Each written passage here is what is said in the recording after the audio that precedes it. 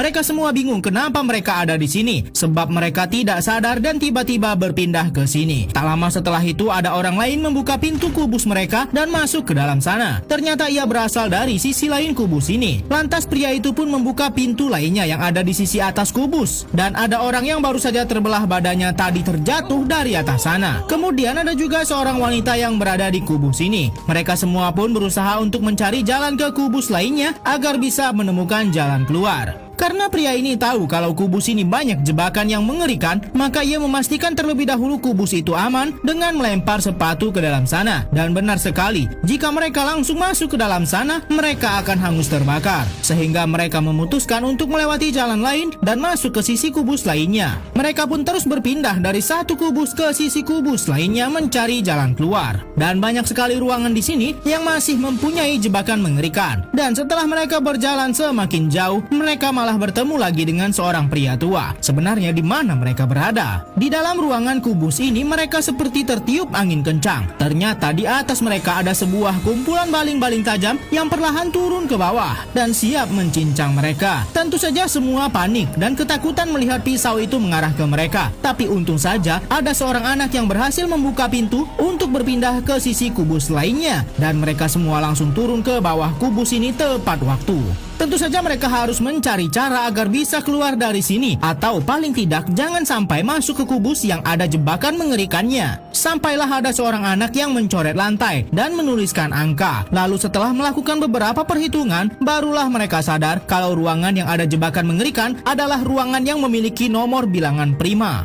Dan ruangan yang aman adalah ruangan yang semua angkanya genap. Dengan begitu mereka bisa dengan mudah menemukan ruangan yang aman. Pria ini pun mencoba teori itu dan ternyata berhasil. Ruangan yang ia masuk